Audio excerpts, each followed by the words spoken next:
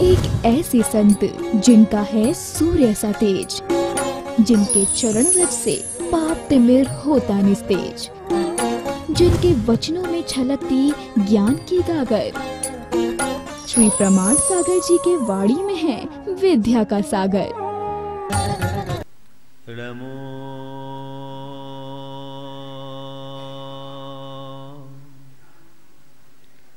अरिहंता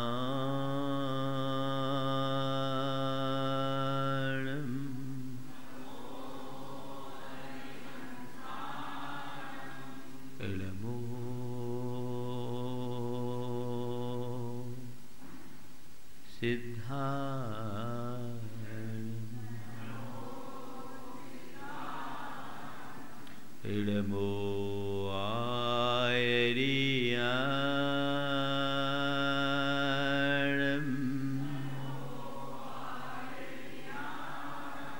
इडमो उवच्छायनम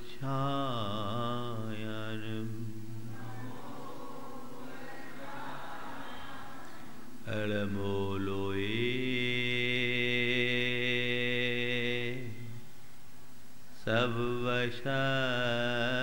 सर्वशहुनम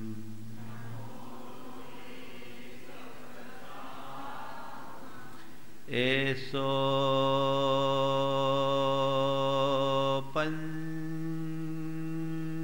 पंचिनमुयारो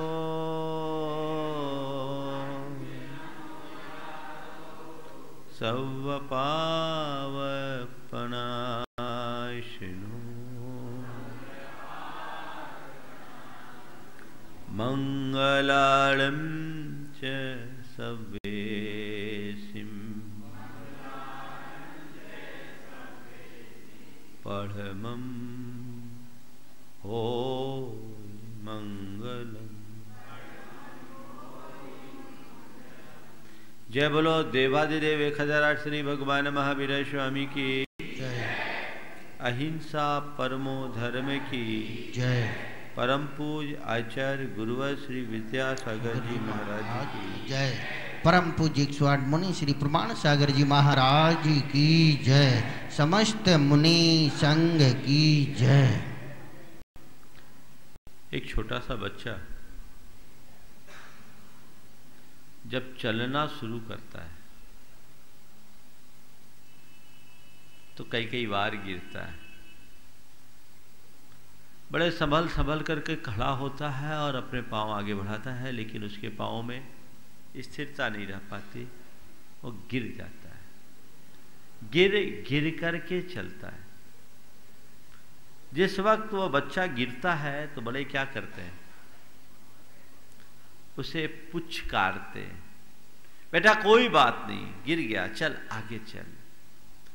पुचकारते हैं, उसे प्रोत्साहित करते हैं, तब वह बच्चा आगे चलने में समर्थ होता है। संत कहते धर्म का मार्ग साधना का मार्ग है, इसमें चलने वाला हर साधक एक बच्चा है और चलते चलते गिरना स्वाभाविक है। तो यदि कोई गिरे तो उसे संभालने की कोशिश करो, कोई गिरे तो उसे पुचकारो, उसे प्रोत्साहित करो ताकि वो चलने की शक्ति फिर से जुटा सके और आगे बढ़ सके। दुत्कारो नहीं। बस इसी प्रकार की भावना का नाम है स्थितिकरण अंग। दर्शनात् चरणाद् वापि चलताम धर्म वत्सले प्रत्यवस्थापनम प्राज्ञ स्थितिकरण मुच्यते। किसी परिस्थिति वश यदि कोई व्यक्ति अपने सम्यक दर्शन से, अपने ज्ञान से, अपने चरित्र से स्खलित हो रहा है, तो जिनके हृदय में धर्म वत्सलता है, धर्म से अनुराग है, धर्मी से अनुराग है, वो उसे वापस स्थिर किए बिना नहीं रहता। एक नन्हा सा बच्चा जब गिरता है तो उसे गिरा देखकर कोई मां कभी चुप रहती है? क्या करती है? उसको पुचकारती है, बेटा कुछ नहीं हुआ, कुछ नहीं हुआ, चल घोड़ा कूदा, आगे चल, कोई दिक्कत नहीं है। धीरे धीरे ऐसे ही होता है, जो चलना शुरू करता है वह गिरता है, आगे संभल संभल करके चलना, फिर नहीं गिरेगा। और थोड़ा बहुत हाथ पांव सहला दो, बच्चा फिर से उत्साहित होता है। आखिर ऐसा क्यों? क्योंकि मां के मन में उस बच्चे के प्रति प्रेम है। मां चाहती है मेरा बेटा चलना सीखे, चलना ही ना सीखे, दौड़ना सीखे और आगे बढ़े।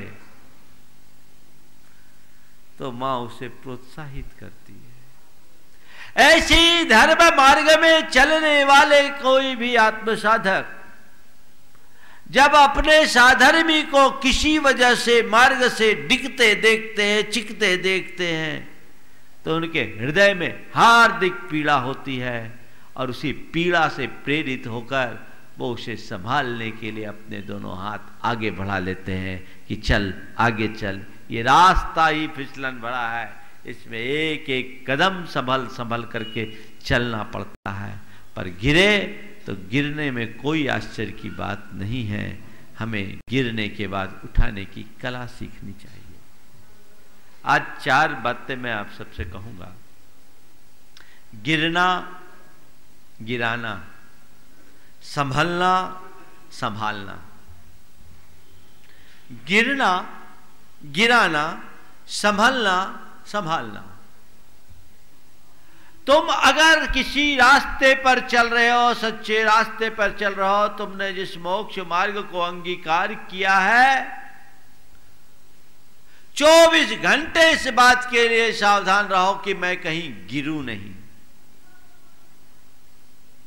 खुद को गिरने से बचाओ। संत कहते हैं पहले अपने आप को स्थिर करोगे तभी तुम किसी को स्थिरता दे सकोगे। जो खुद गिरा हुआ है किसी को उठा सकेगा क्या? नहीं उठा सकता। अगर किसी को नीचे से ऊपर उठाना है तो तुम्हें अपना स्तर ऊंचा करना पड़ेगा। तो तुम्हारी ये जिम्मेदारी है कि जिस मार्ग पर तुम चल रहे हो उस मार्ग पे तुम कभी फिसलो मत, टिके रहो, स्थिर रहो, गिरो मत। लेकिन फिर भी कर्म किसी को नहीं छोड़ता। कर्म के उदय से कई बार अच्छे अच्छे साधक भी गिर जाते हैं, स्खलन हो जाता है। माघनंदी जैसे महान ज्ञानी भी गिर गए और एक कुम्हारिन युवती के चक्कर में पड़ गए, अपना रास्ता भी खोक दिए। ये गिर गए, गिरे। ये गिरना उतना बुरा नहीं है जितना कि गिराना। कोशिश करो मैं कभी गिरूं नहीं, और कभी गिरो तो जैसे ही तुम्हें लगे कि मैं गिरा हूं, अपने आप को संभालो, संभलने की कोशिश करो।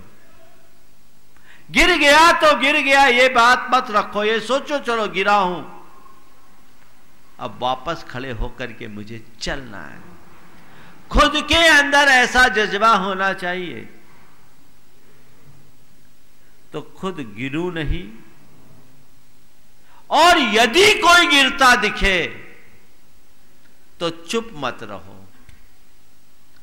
खुद मत गिरो, और यदि कोई गिरता दिखे तो चुप मत रहो। गिरे व्यक्ति को ऊपर उठाने की कोशिश करो। ये पहली भूमिका। दूसरी बात, गिरूं नहीं फिर भी गिर पड़ूं, कोई बुरी बात नहीं। सब गिरते हैं, अच्छे अच्छे साधक गिरते हैं। शास्त्र के विधानानुसार 11वें गुण स्थान तक चले जाने वाले बीतरागी साधक भी अपना पतन करके निगोद अवस्था को प्राप्त कर लेते हैं। खुद न गिरूं और कोई गिर जाए तो उसे अपने नजरों से मत गिराओ। खुद न गिरूं, गिर जाऊं तो हिम्मत ना हारूं, और कोई दूसरा गिरे तो उसे नजरों से मत गिराओ। अरे ये तो कहां था कहां पहुंच गया। किसी का कोई भरोसा नहीं, जो चढ़ता है वही उतरता है, ऊपर वाला ही नीचे गिरता है, जो पहले से जमीन में और क्या गिरेगा।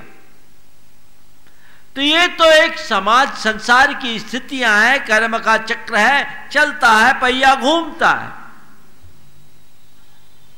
तुम उसी तरीके से चलो, गिरो मत, और कोई दूसरा गिरता दिखे तो नजरों से मत गिराओ। गिरना स्वाभाविक प्रक्रिया है, पर गिराना घोर पाप कर्म।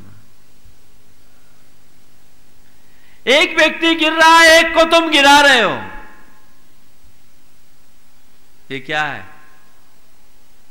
आजकल लोग चढ़ाना कम जानते हैं, गिराना सब जानते हैं। एक ने पूछा, मैं हिमालय पर चढ़ जाऊं तो तुम मुझे क्या दोगे? मैं हिमालय पर चढ़ जाऊं तो तुम मुझे क्या दोगे? उसने कहा धक्का। और क्या देंगे?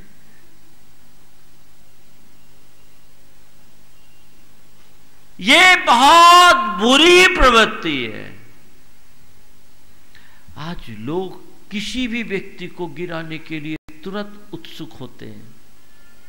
वस्तुतः देखा जाए तो ऐसे लोग खुद भी गिरे हुए हैं।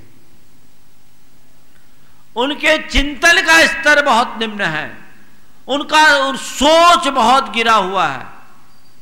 अपनी गिरी सोच से भरे होने के कारण वो कभी किसी को उठाने की बात सोच ही नहीं सकते। आप लोग कहते हैं ना, मुझे अब पता चला वो आदमी कितना गिरा हुआ है। मतलब गिरा हुआ का मतलब उसकी सोच का स्तर कितना पतित है। संत कहते हैं कभी किसी को गिराने की बात सपने में मत सोचो, क्योंकि बड़ा निंद्य कर्म है। बहुत सरल है कभी किसी भी बेकसूर पर दोष लगाना, नहीं कठिन है दुर्बल को भी धोखा देना और सताना। दुर्बल को न और सताकर उसे उठाओ इस जीवन में, तन की सुंदरता को तजकर मन सिंगारो इस जीवन में, मन सिंगारो इस जीवन में। नीचे लाने में कोई बहादुरी नहीं,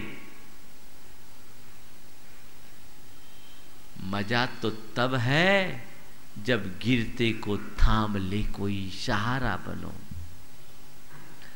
पुण्य के योग से आज तुम्हारे लिए सब प्रकार की अनुकूलताएं हैं। तुम समर्थ हो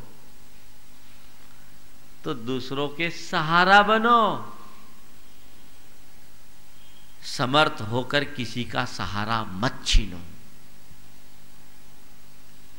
दुनिया में प्राय देखने में आता है कि समर्थ बनने के बाद सहारा बनने वाले लोग तो कम हैं, लेकिन समर्थ होने के बाद औरों का सहारा छीनने वाले लोग बहुत ज्यादा हैं।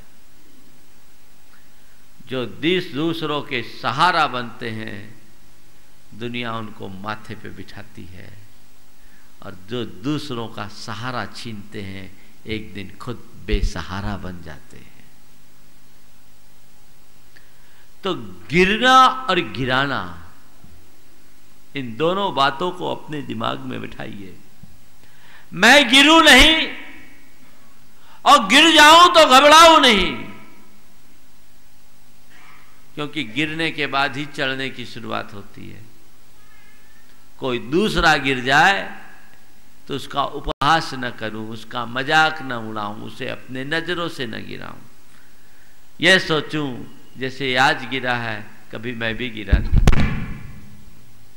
कभी मैं भी गिरा था, और दूसरी तरफ गिराने की बात कभी नहीं। मैं कभी किसी को गिराऊंगा नहीं, किसी को हतोत्साहित नहीं करूंगा।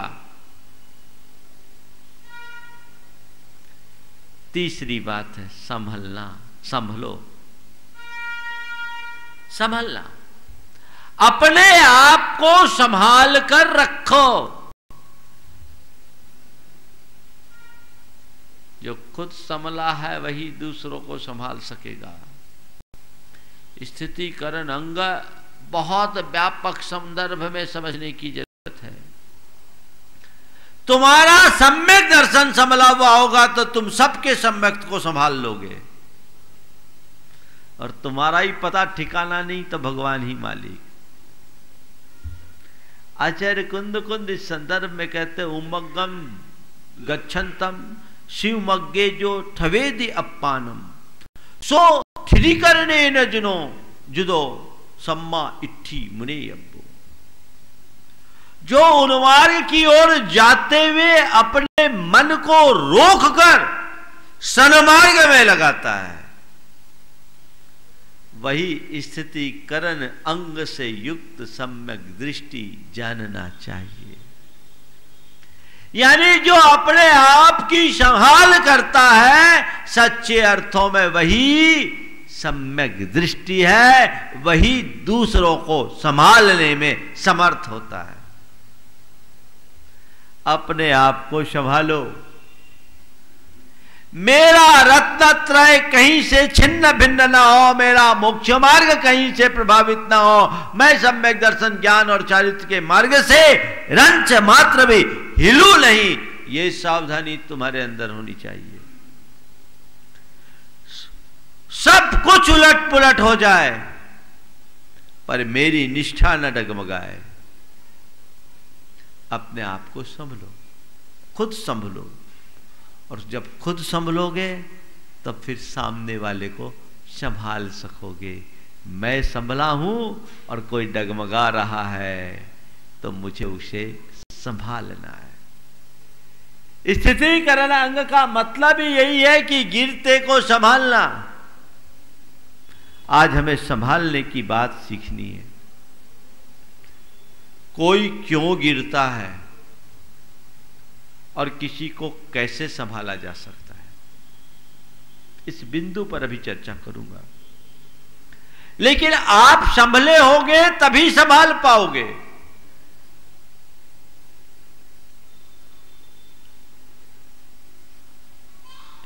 आज के संदर्भ में एक प्रसंग, पंडित जगन मोहन लाल सिद्धांत शास्त्री जैन जगत के एक बड़े विद्वान हुए। उन्होंने अपने जीवन की एक घटना मुझे सुनाई। उन दिनों खजुराहो में एक मुनिराज थे। उनकी चर्या क्रिया को लेकर समाज में बड़ा असंतोष था। वहां के प्रबंधक एक विद्वान थे। सबने तय कर लिया कि इस मुनि की चर्या आगमानुकूल नहीं है, इन्हें कपड़ा पहना दिया जाए। और उस मुनि महाराज को कपड़ा पहनाने के ख्याल से लोग इकट्ठे हो गए। पंडित जी सतना से खजुराहो पहुंचे। चूंकि पंडित जी का उस क्षेत्र में व्यापक प्रभाव था, पंडित जी पहुंचे, देखा लोगों का जमघट लगा हुआ है। जैसे ही पहुंचे बोले, पंडित जी सत्यानाश कर दिया है मुनिचर्या का। ये कोई चर्या है? दिन भर अपने ऊपर पानी डालते हैं, रात में घास पे चलते हैं, घास पे लेटते हैं। हम लोगों ने तय कर लिया इनको कपड़ा पहनाना है। पंडित जी बड़े अनुभवी धर्मात्मा थे। उन्होंने कहा, भैया ठीक तुम लोगों ने जो कहा बिल्कुल उस पर विचार करूंगा, पर कपड़ा पहनाना सरल है, कपड़ा उतारना बहुत कठिन। कई जन्मों का पुण्य फलता है तब कोई कपड़ा उतार पाता है।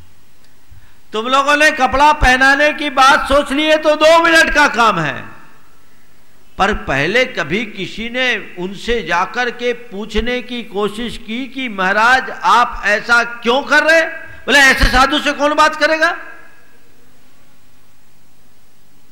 ऐसे साधु से कौन बात करेगा? पंडित जी ने कहा खबरदार, कोई स्टेप नहीं ले सकते, मैं महाराज से मिलकर आता हूं।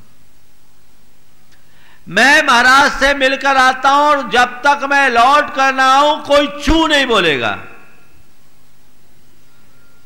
पंडित जी अपने बेटे के साथ महाराज के पास गए, महाराज को नमोस्तु किया और नमोस्तु करने के बाद बोला, महाराज आप धन्य हो, आपने इस असीधार व्रत को अंगीकार किया, पंच परमेष्टि के प्रतिनिधि बने, महाव्रती हो आप। आपका पुरुषार्थ और पराक्रम तो बिरले जीवों की में ही दिख सकता है। धन्य हो महाराज, धन्य हो महाराज, धन्य हो महाराज। फिर धीरे से कहा, महाराज आपके बारे में जो सुना है वो अच्छा नहीं लगता। आपके बारे में जो सुना है वो सुनकर अच्छा नहीं लगता। इतना महाराज जी ने सुना, उनके आंखों से आंसू की धार बहने लगी। महाराज जी ने कहा, पंडित जी क्या बताऊं, मुझे भी अच्छा नहीं लगता पर मैं मजबूर हूं। बोले क्या हो गया? बोले पिछले 20 दिनों से मेरे पूरे शरीर में दाहक ज्वर है,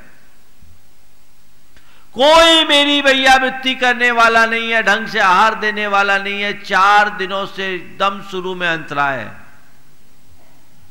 प्रचंड गर्मी है। जब मेरे शरीर में दाह होता है, सहा नहीं जाता, तो दिन भर तो अपने कमंडल के पानी से डाल डाल करके उस दाह को कम करने का प्रयास करता हूं। जब रात में एकदम बेचैनी हो जाती है तो घास पर लेटता हूं, मानता हूं मुझे ये नहीं करना चाहिए। पंडित जी तो विद्वान तो थे ही, समझदार भी थे। उन्होंने कहा, महाराज निश्चित आपकी चिकित्सा कराना, आपका औषधोपचार करना, आपकी वैयावृत्ति करना, आहार कराना हमारा कर्तव्य, हम करेंगे, आप चिंता मत करो। पर महाराज आप तो परिसहों को जीतने वाले महासंत हो, इन थोड़ी थोड़ी बाधाओं से विचलित होकर अपने व्रत को खोना अच्छी बात नहीं। साधु जन तो प्राण निकलने पर भी अपनी सीमा का उल्लंघन नहीं करते, जैसे समुद्र अपनी सीमा का उल्लंघन नहीं करता,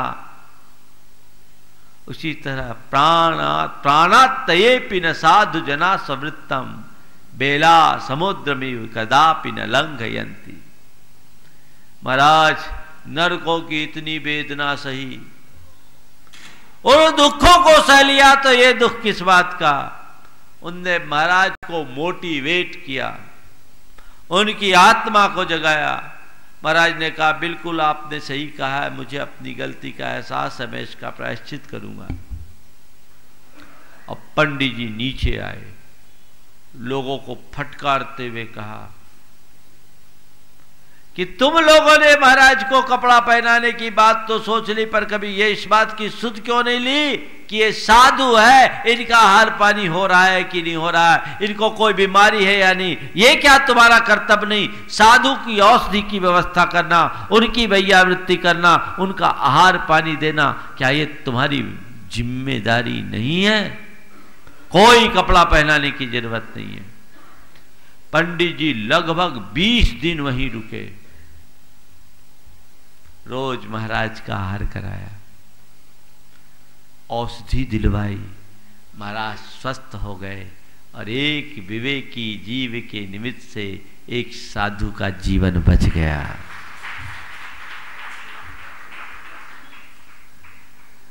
अपने मन से पूछो कि तुम किसी साधु को ऐसी स्थिति में देखोगे तो तुम्हारे मन में कोई पीड़ा होगी या उपेक्षा के भाव? यदि तुम्हारे हृदय में सम्यक्त है तो तुम्हारा मन तिलमिला उठेगा, अंदर से उद्वेलित हो जाओगे, ऐसी पीड़ा होगी। और यदि तुम्हारे अंदर सम्यक्ति होने का अहंकार होगा तो तुम उपेक्षा करके एक तरफ चले जाओगे। सोचो कितने नीचे गिर जाते हैं लोग। कोई आदमी यदि मार्ग से भटक रहा है, क्यों भटक रहा है, इसे जरूर देखो। क्यों स्खलित हो रहा है और जिस कारण से वो भटक रहा है उस कारण का निवारण कर दो, समझ जाएगा। हाँ, लाख प्रयास करने के बाद भी जो संभलने को राजी नहीं है उससे अपनी सुरक्षित दूरी बना लो, लेकिन बिना जाने समझे एक तरफी धारणा बनाकर उससे किनारा मत काटो। स्थितिकरण अंग यही कहता है, खुद संभलो, सामने वाले को संभालो। आज कोई भी व्यक्ति धर्म मार्ग से विमुख होता है, उसके पीछे कई प्रकार के कारण होते हैं। एक शारीरिक कारण है, एक मानसिक कारण है, एक आर्थिक कारण हो सकता है, एक पारिवारिक या सामाजिक कारण हो सकता है। चारों कारणों में कोई भी कारण हो, तुम उसका तन मन धन से सहयोग दे करके उसे संभालो। कोई व्यक्ति शरीर से लाचार है, मान लीजिए बीमारियां हैं, खूब उपचार कर रहा है, ठीक नहीं हो रहा, उसकी श्रद्धा डगमगा रही है, होता है, और दुनिया के तोने टोटके के चक्कर में पड़ रहा है, धर्म से विमुख हो रहा है। तुम्हारी जिम्मेदारी है उस व्यक्ति को संभालो, उस व्यक्ति को संभालो, उसको मोटिवेट करो, जो संभव हो अपनी शक्ति और परिस्थिति के अनुरूप उसको संरक्षण दो। भटकता हुआ इंसान रास्ते पर लग सकता है कि नहीं लग सकता। कोई व्यक्ति मानसिक रूप से पीड़ित है, बहुत ज्यादा तनाव में है और अपनी मनोविकृति के परिणाम स्वरूप वो धर्म से विमुख हो रहा है, तुम उसकी मानसिकता को बदलने का प्रयास करो, उसको ऐसा मोटिवेशन दो कि उसका चित्त मुड़ जाए और वो व्यक्ति यदि डिप्रेशन में जा रहा है उबर जाए, धर्म के रास्ते पे लग जाए। लगा सकते कि नहीं? दो वचन अच्छे बोल दो, उसके बुझते हुए मन को जगा दो, उसके अंदर आशा की किरण जगा दो, वो आदमी फिर उठकर खड़ा हो सकता है और दौड़ सकता है। तो शारीरिक कारण से, मानसिक कारण से, आर्थिक तंगी के पीछे भी लोग धर्म से विमुख होते हैं। बहुत सारे ऐसे केस हैं जिनमें व्यक्ति आर्थिक तंगी के शिकार होने के कारण धर्म से विमुखता की। हमारी समाज में यह व्यवस्था होनी चाहिए कि यदि कोई व्यक्ति किसी प्रकार की परेशानी से जूझ रहा है तो हम उसकी परेशानी को अपनी परेशानी मानकर उसका निवारण करें। यह साधर्मी वात्सल्य है और यही स्थितिकरण अंग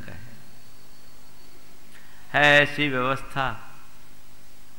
तुम्हारी समाज में यदि कोई व्यक्ति अपने बुरे कर्मों के निमित्त से, पापोदय के निमित्त से फैल हो गया, व्यापार में नुकसान हो गया, हैंड टू मौत हो गया, तुम्हारे मन में उसके प्रति संवेदना बसती है? विचार करो। कोई संवेदना नहीं। बहुत सोचनीय बात है। दो घटना सुनाऊंगा मैं आपको। एक दूसरे का सहारा कैसे बना जाता है और सहारा न मिलने पर क्या दशा होती है। मध्य प्रदेश के लोग कलकत्ता के मंगला हाट से काफी कारोबार करते हैं, रेडीमेड के, पूरे देश के लोग करते हैं। जबलपुर के कुछ व्यापारी ट्रेन से जब कलकत्ता जा रहे थे, उनके साथ एक सिंधी भाई भी था। यह घटना आज से 25 वर्ष पुरानी है। उस सिंधी भाई के 50,000 रुपये चोरी हो गए रास्ते में। छोटा सा व्यापारी था, 50,000 की पूंजी लेकर माल खरीदने गया था, वो चोरी हो। वो बड़ा दुखी हुआ, रोने लगा कि ये 50,000 रुपये चले गए। उस कंपार्टमेंट में 8 सिंधी व्यापारी और थे। जैसे मालूम पड़ा कि इसका बैग चोरी हो गया, इसके हाथ कुछ नहीं बचा है, रो रहा है, 8 ने 5-5 हजार रुपए निकाले, 40,000 वहीं दे दिए। बोले रख, अपना कारोबार कर, जब होगा तो दे देना, घर में मत बताना। उनके साथ एक जैन भाई था, उसने कहा महाराज हम देखते रह गए, क्या एक दूसरे को सहयोग की भावना इनकी है। ये 1 मिनट का विलंब किए बिना 40,000 रुपये वहां दे दिए। और अगर कोई जैनी भाई होता तो हम लोग ये सोचते कि चलो हमारा एक कॉम्पिटिटर कम हुआ। बोलो, साधर्मी वात्सल्य और स्थितिकरण की क्या बात करो, है व्यवस्था। आचार्य वीर नंदी महाराज ने लिखा है, जैना नाम आपदगतांस तस्मात् उपकुर्वन्तु सर्वथा यो समर्थोपि उपेक्षेत स कथम समयी भवे। आपत्ति में फंसे धर्मात्मा जनों का सब प्रकार से उपकार करना चाहिए। जो समर्थ होकर के भी किसी विपत्ति में मारे व्यक्ति की उपेक्षा करता है, वो धर्मात्मा नहीं होता, वो धर्मात्मा नहीं कहला सकता। अगर समर्थ होकर किसी असमर्थ को तुम सहयोग नहीं देते तो तुम्हारे समर्थ होने पर ही प्रश्न चिन्ह लगता है, तुम्हारे सामर्थ्य पर प्रश्न चिन्ह है। इससे बदलो। कई तरह के लोग होते हैं, लोगों की दशा बड़ी विचित्र होती है। आज समाज में संपन्न लोग हैं, दान धर्म के क्षेत्र में सब अग्रणी हैं, लेकिन हम अगर अपने पूरी समाज पर निगाह डालें तो हमारे समाज में ऐसे लोग भी आज हैं जिनके लिए खाने के भी लाले हैं। तुम्हारा उनके प्रति क्या ध्यान।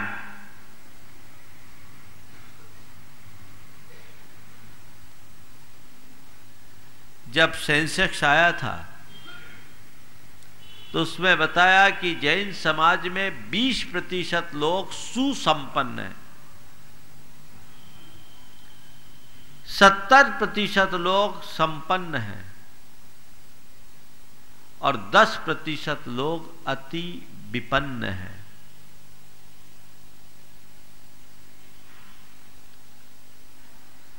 जो 20% लोग सुसंपन्न हैं, यदि हर एक विपन्न आदमी को संपन्न बनाने का संकल्प ले ले तो हमारी 100% समाज संपन्न हो जाएगी।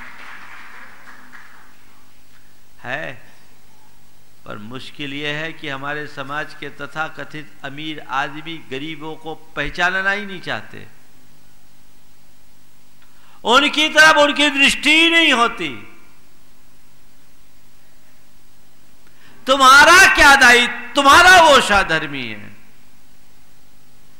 तुम्हारे मन में उनके प्रति भी वैसा ही अनुराग होना चाहिए, क्योंकि न धर्मो धार्मिकैर बिना। आज वो अंतिम पंक्ति में बैठा है, तुम्हारी कोशिश होनी चाहिए कि कल तुम उसे थोड़ा सा सपोर्ट देकर अपने योग्य बना दो। आर्थिक कारणों से लोग बहुत पिछड़ते हैं। अमरकंटक में संघ था, छुल्लक जी, 1994 की बात बता रहा हूं। एक छुल्लक जी मेरे पास एक युवक को लेकर आए, चेहरा एकदम हताशा से भरा हुआ। बोला महाराज जी इसको समझाओ, ये बड़ी समस्या से ग्रसित है।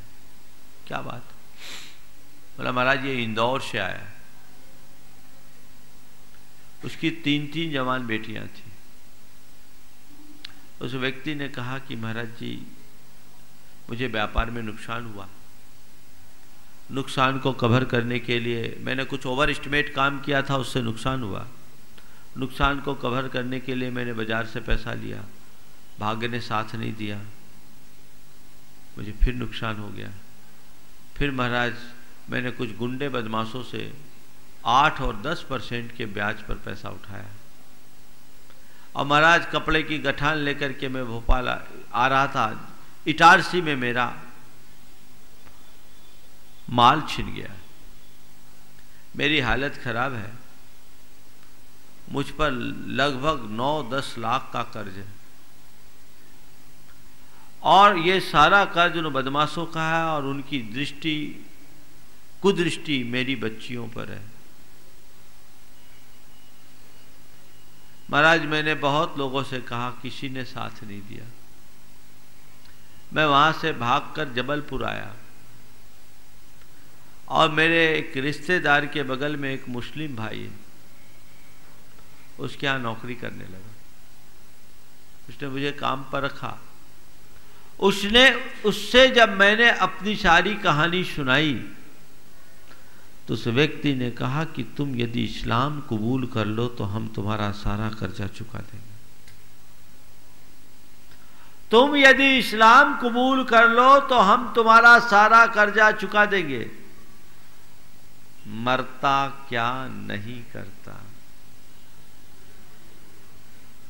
उसने कहा महाराज मैंने जब देखा कि अब सब रास्ते बंद हो गए तो अपने बीबी बच्चों के कारण कम से कम कुछ तो करूं, और महाराज मैंने इस्लाम कबूल करने का मन बना लिया। अगले दिन सुबह मुझे इस्लाम कबूल करना था, बाद में अपने बच्चों को बुलाना था, पर महाराज जी रात में मेरे मन में बड़ी बेचैनी हुई कि थोड़ी सी परिस्थिति से विवश होकर इस्लाम कबूल करने से अच्छा तो मर जाना है। और महाराज मैं आत्महत्या करने के इरादे से भेड़ा घाट चला गया। नर्मदा में छलांग लगाने का मन ही बना लिया था कि तभी मेरे मन में एक भाव जागा, अब मरना तो है ही, कम से कम जाते जाते एक बार गुरुदेव के दर्शन कर लो। और वो आदमी जबलपुर से सीधे अमरकंटक आया, 3 दिन से वहीं पड़ा हुआ था और किसी से बोलने की हिम्मत नहीं जुटा पा रहा था। छुल्लक जी को उसने सारी कहानी सुनाई। छुल्लक जी उसे मेरे पास लेकर के आए। मैंने उसे आचार्य महाराज के पास पहुंचाया, ले गया, आचार्य महाराज को बताया गुरुदेव इस व्यक्ति की ऐसी स्थिति है। गुरुदेव ने कहा इससे कहो कुछ दान करो। देखो कभी कहते नहीं वो। मेरे मन में आया कि ये जीव जो मरने जा रहा है उसको गुरुदेव कह रहे दान करो। बाहर आने के बाद मैंने पूछा तुम्हारे पास कुछ रुपए है, कुछ दान कर सकते हो? बोले 500 रुपये है। बोले दान कर दो कुछ। उसने 500 के 500 दान कर दिए। बोले कुछ बचा लो? बोले नहीं सब देते हैं। हमें गुरुदेव ने इशारा कर दिया था कि इसकी वास्तविकता का पता लगाकर इनको कोई सहारा दिलाओ। हमने जबलपुर पता लगाया, बात तो में सच्चाई थी क्योंकि बहुत फर्जी लोग भी घूमते हैं, सच्चाई थी। उसने 500 का दान किया और वहां रहा, उसकी व्यवस्था कराई और लोगों ने सहयोग किया। और फिर जबलपुर के कुछ लोग वहां आए हुए थे, उनके हाथों हमने जबलपुर भेज दिया। एक भाई ने उसको अपनी दुकान पे रखा और जिस दिन से वो दुकान में गया उसकी सेल दिनों दिन बढ़ने लगी, दुगनी तिगनी चौगनी सेल हो गई। उस व्यक्ति को लगा कि इस व्यक्ति का पांव हमारे दरवाजे घर दुकान में पड़ा है, इसके पांव में जस है, और उसने उसे अपने यहाँ वर्किंग पार्टनर बना लिया और वो आदमी आज फिर से खड़ा हो गया। इस घटना को मैं आपको केवल इसलिए सुना रहा हूं कि देखो वो एक व्यक्ति आ गया, गुरु का आशीर्वाद मिल गया, उसका पुण्य जाग गया, वो मरने से बच गया या मुसलमान बनने से बच गया। पर ऐसे कितने लोग गुरुओं के पास अप्रोच कर पाते हैं? थोड़ा सोचो, उनके जीवन के बारे में विचार करो, उनका क्या होता होगा। मन में संकल्प लो कि यदि ऐसा कोई केस हमें दिखेगा, उसके लिए हम येन केन उपाय ने स्थिरता प्रदान करेंगे, क्योंकि यही मेरा सबसे बड़ा धर्म है। एक व्यक्ति को बचाया, एक परिवार को बचाया, तो हमने 1000 मंदिर बनाने का पुण्य प्राप्त कर लिया, ऐसा समझ करके चलना। लोग मंदिर और मूर्तियों के निमित्त दान देने में बहुत उत्साहित रहते हैं, लेकिन किसी व्यक्ति के जीवन मंदिर को बचाने का प्रयास बहुत कम कर पाते हैं। उस दिशा में प्रयास होना चाहिए। साधर्मी को स्थिरता प्रदान करो, उसे किसी भी प्रकार से सहारा दो। कोई व्यक्ति कमजोर हो, उसे मजबूती दो। पुराने जमाने में लोग ऐसा करते थे, एक दूसरे को सहारा देते थे। आप लोग तो मारवाड़ी हो, कहावत है जहां न जाए बैलगाड़ी वहां जाए मारवाड़ी। पूरे विश्व में मारवाड़ियों का नेटवर्क है, पर पूरे पूर्वी भारत नॉर्थ ईस्ट में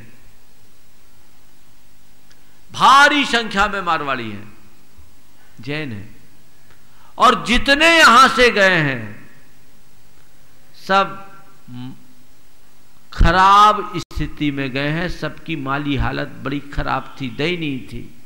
कहते लोटा डुब्बी लेकर के गए, और आज वे सब के सब सुसंपन्न होकर धर्म का आराधन कर रहे हैं। क्यों? एक दूसरे के सहयोग और सहारे के कारण।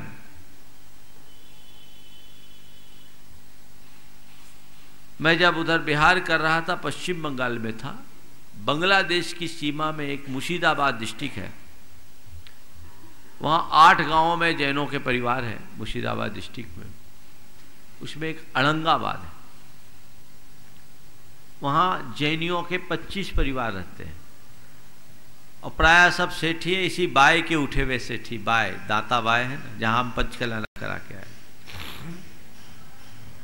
लगभग 125 वर्ष पहले वो लोग वहां बसे। मैंने ऐसे ही वहां के अध्यक्ष ताराचंद जी सेठी से पूछा, आप लोग यहां कैसे आए? जब उन लोगों ने बताया हम लोग बाय के हैं, कोई ना कोई कहीं कहीं के थे, कैसे आए? तो उन्होंने कहा महाराज हमारे यहाँ बसने की कहानी सुनोगे तो आपको भी बहुत अच्छा लगेगा। क्या हुआ? बोले हमारे पूर्वज बड़े गरीब थे, काम की तलाश में यहाँ आए हुए थे रामपुर हाट, जो वहाँ से करीब 125 किलोमीटर के 100 से 125 किलोमीटर के आसपास होगा। मुर्शिदाबाद उस समय भारत की आर्थिक राजधानी थी अंग्रेजों के टाइम में, और वहां के जागीरदार एक श्वेतांबर भाई थे, वो भी मारवाड़ी थे। उन्हें मालूम पड़ा कि 2 मारवाड़ी भाई रामपुर हाट में काम की तलाश में आए हुए, कोई परिचय नहीं, कोई संपर्क नहीं, कुछ नहीं। कितनी सी बात, 2 मारवाड़ी भाई काम की तलाश में रामपुर हाट आए हुए हैं। उन्होंने फौरन अपने आदमियों को उनको बुलाने के लिए भेज दिया। 125 बरस पहले जब उतने साधन नहीं थे, आदमियों को भेज दिया, उनको लेकर आए, बातचीत हुई, अपने गद्दी में ठहराया, बासे में खाने का इंतजाम, सबके यहां बासा चलता था। उन्हें 2 गठान माल दिया, कहा बेचो और कमाओ, मार्जिन तुम्हारा, पूंजी हमारी। थोड़े दिन में ये लोग बढ़ते गए। उसके बाद उन्होंने पूंजी भी दी, अपने परिवार परिजनों को बुलाने की सलाह दी, मंदिर के लिए जगह दी, घर के लिए जगह दी, और आज वो 25 के 25 घर सुसंपन्न जैन परिवार के रूप में। क्या हुआ? ये इतिहास पूरे इलाके का है, कोई किस्सा नहीं सुना रहा हूं मैं, ये घटित घटना है। आप भी अपने पुराने इतिहास को पलट करके देखोगे तो पाओगे कि साधर्मियों के प्रति कितना ज्यादा अनुराग रहता था और एक दूसरे को सपोर्ट करने की कैसी गाढ़ प्रवृत्ति थी। आज सपोर्ट करने की प्रवृत्ति खत्म हो गई, टांग खींचने की आदत बन गई। अब संभालने का कि कोई बात नहीं, गिराने में सब माहिर हो गए। ऐसा करके अपने जीवन में कुछ नहीं पाओगे। तो संभलो, संभालो। कोई आर्थिक कारण से नीचे गिर रहा है, संभालिए। आज देखो हमारे समाज में एक से एक टैलेंट पड़े, पर अर्थाभाव के कारण अगर नहीं पढ़ पा रहे हैं तो क्या तुम उन्हें पढ़ा नहीं सकते? पढ़ाओ। जो 5,000, 7,000, 10,000 रुपए महीने की नौकरी कर रहा है, वो अपने बच्चे को, प्रतिभावान बच्चे को IITian कैसे बना पाएगा? इंजीनियर कैसे बना पाएगा? चार्टर्ड अकाउंटेंट कैसे बना पाएगा? डॉक्टर कैसे बना पाएगा?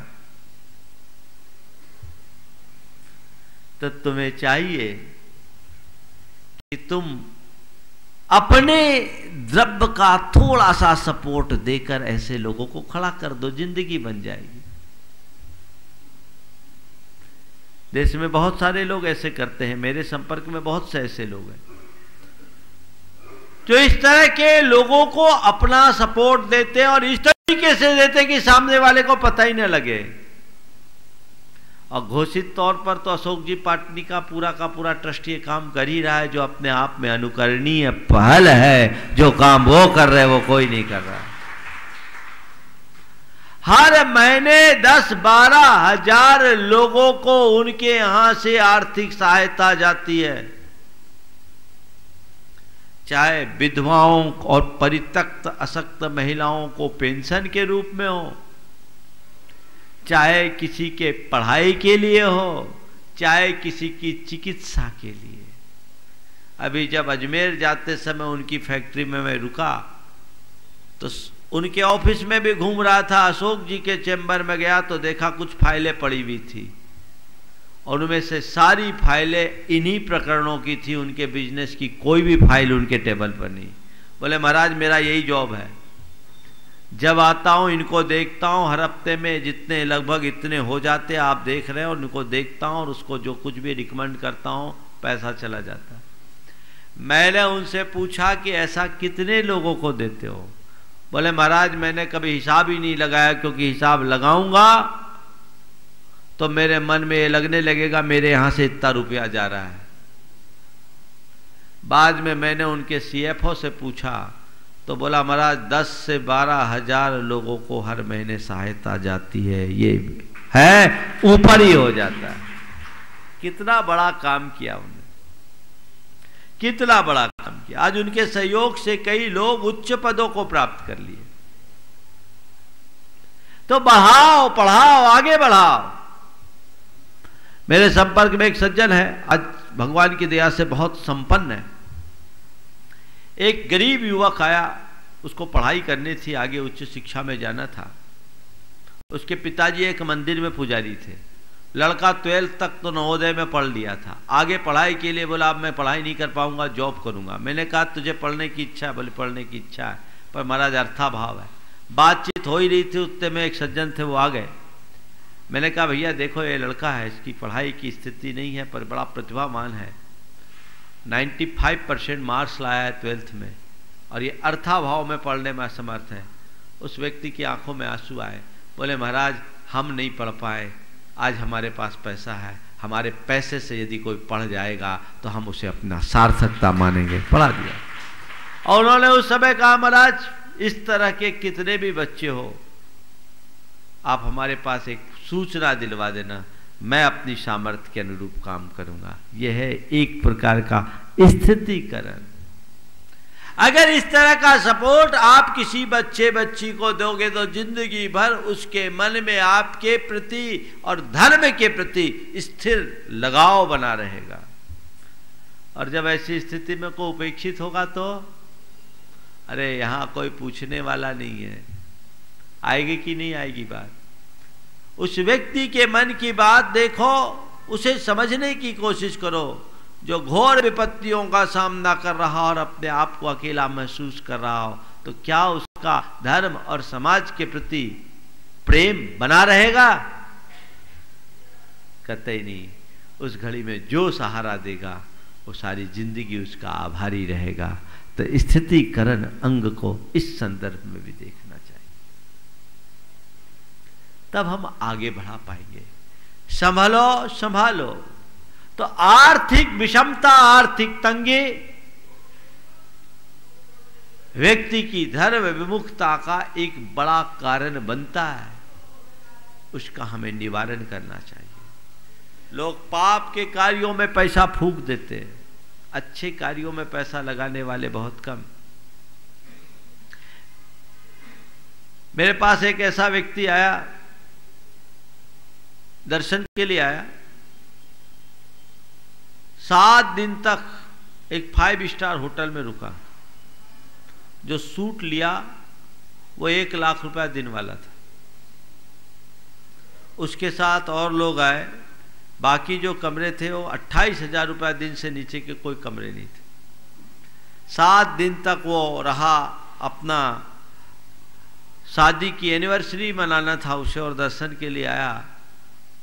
उसके साले ने मुझे बताया कि इस व्यक्ति ने 7 दिन में करीब करीब 50 लाख रुपया फूंक दिया। पर जब उसे किसी धर्म कार्य के लिए काम करने को कहा गया तो 11,000 रुपया ही बात कर पाया बस। ऐसे व्यक्ति से क्या कहेंगे? उसी ने कहा महाराज जी कि हमने इससे कहा कि इस काम में कर दो तो बोलता है 11,000 दे दो, और उधर 50 लाख फूंक दिया। अगर तुम्हारे छोटे मोटे सहयोग से कोई आदमी उठकर खड़ा हो जाता है तो तुम्हारा ये बहुत बड़ा योगदान होगा। संकल्प लो कि मैं अपने जीवन में कम से कम एक अक्षम को सक्षम बनाऊंगा और उसे प्रेरणा दूंगा कि बेटा तू भी ऐसी ही आगे करना। उस पर एहसान थोपूंगा नहीं, इस तरीके से दूंगा कि किसी को पता भी न लग पाए, सामने वाले के सम्मान को सुरक्षित रखते हुए। तो देखिए धर्म की कैसी प्रभावना होती है, और इससे तुम्हारे मन में जो संतोष प्रकट होगा वो भी अद्भुत होगा। सामाजिक और पारिवारिक कारणों से भी व्यक्ति धर्म से विमुख होता है। हम जब जैन धर्म के इतिहास को, जैन समाज के इतिहास को पलट करके देखते हैं तो पाते हैं कि हमारी समाज की जो धार्मिक कट्टरता थी उसने हमारी समाज को छिन्न भिन्न कर दिया। धार्मिक कट्टरता के कारण हमारी समाज छिन्न भिन्न हुई है, चाहे वो जाति के नाम की तरफ कट्टरता हो, चाहे वो पंथ के नाम की कट्टरता हो, या अन्य किसी प्रकार की कट्टरता। एक जमाना था जब भारत की 85% आबादी जैन धर्म का अनुपालन करती थी। आज 44 लाख हो गए सेंसस के अनुसार। इसको 44,000 होने में देर नहीं लगेगी। क्यों? हम अपने इतिहास को पलट कर देखते, किसी ने गलती की, हमने उसे काट कर अलग किया। हमने बहिष्कार की भाषा सीखी, केवल बहिष्कार और बहिष्कार की बात की। हमने कभी किसी को संभालने की बात नहीं की। हमारी बहुत सारी जातियां इन्हीं कारणों से लुप्त हुई। 2 प्रसंग आज आपको बताना चाहूंगा जो हमारी कितनी बड़ी भूल के रूप में है। एक प्रसंग विद्यानंद जी महाराज ने कभी बोला होगा, उनकी पुस्तक में मैंने पढ़ा कि वीरेंद्र हेगड़े धर्मस्थल वाले, और उन दिनों रामकृष्ण हेगड़े जो कर्नाटक के शायद मुख्यमंत्री होते थे,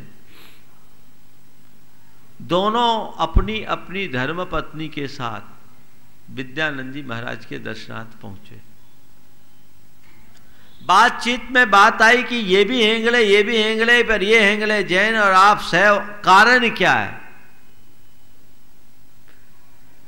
तो रामकृष्ण हेंगले की पत्नी ने कहा कि महाराज हम लोग भी कभी जैन थे।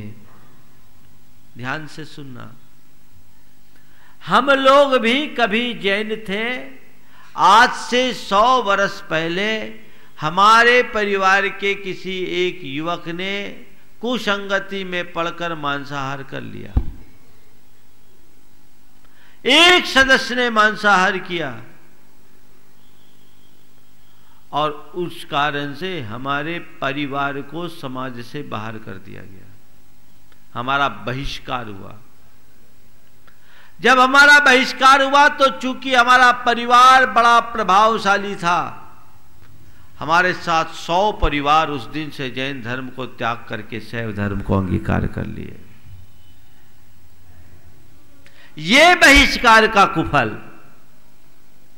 एक के बहिष्कार से 100 वंश चला गया।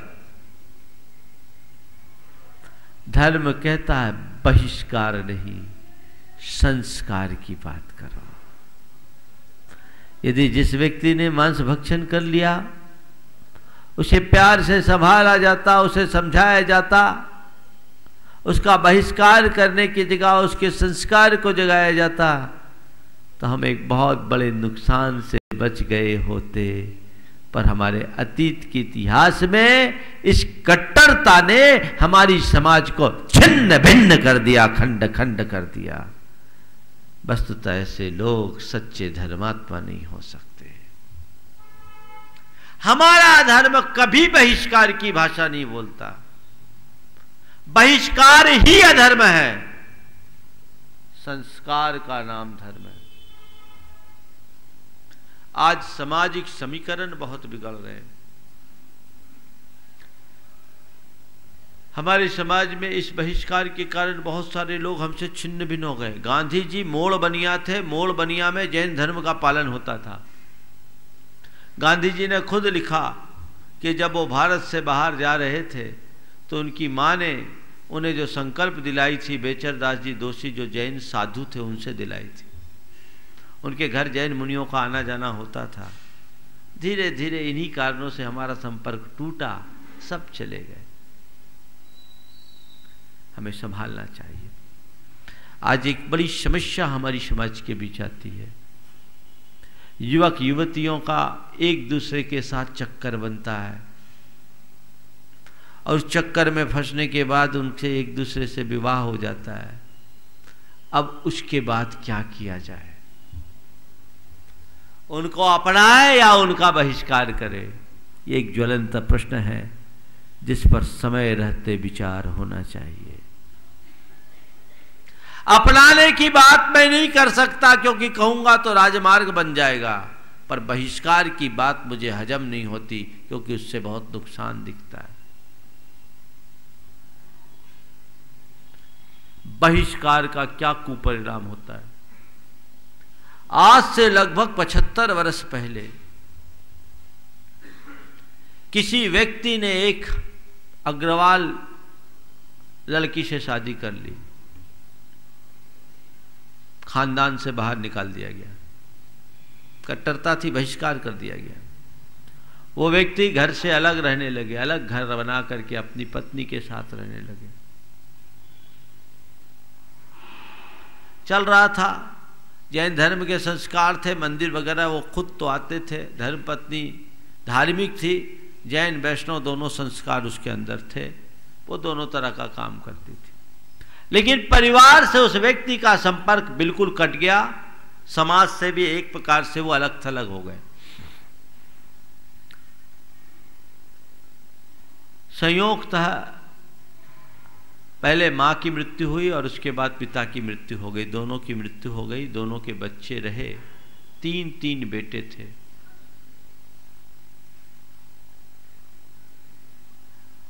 जब 22 वर्ष बाद में झारखंड पहुंचा, चर्चा में बात आई कि उनका क्या हुआ।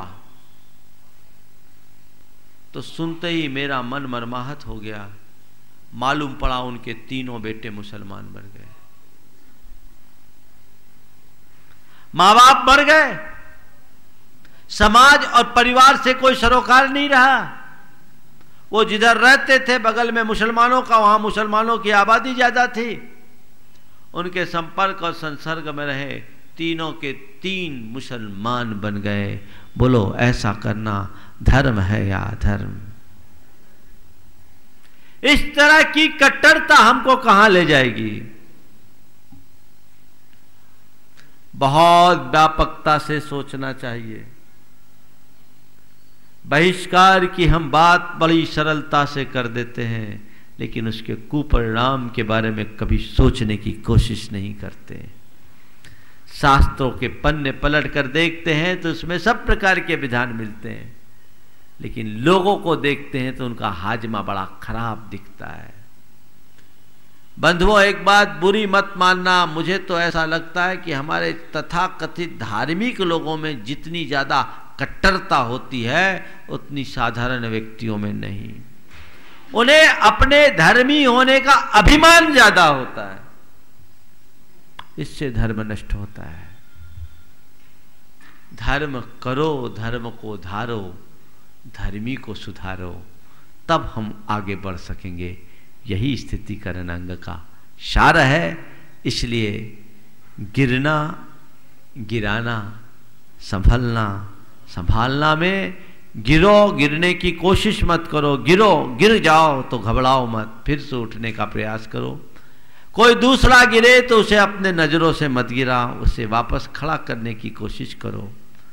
जिंदगी में कभी किसी को गिराओ मत, खुद को संभलो, और यदि कोई गिरता दिखे संभालने के लिए दोनों हाथ आगे बढ़ा लो, जीवन धन्य होगा। समय आप सबका हो गया है, इसलिए आज इसे यहीं पर विराम दे रहा हूं। बोलिए परम पूज्य आचार्य गुरुवर श्री विद्यासागर जी महाराज जी की। गुणायतन जैन धर्म का एक अति महत्वपूर्ण ऐतिहासिक कदम होगा, जो सारे लोक के जीवन के गुणात्मक परिवर्तन का आधार बनेगा, और जीवन का गुणात्मक परिवर्तन ही मोक्ष मार्ग में सहायक होगा। इतिहास का हिस्सा बनने का अवसर कुछ ही जीवों को प्राप्त होता है, या यूं कहिए कि कुछ भाग्यशाली जीव ही ऐसे कल्याणकारी अवसर का लाभ उठा सकते हैं।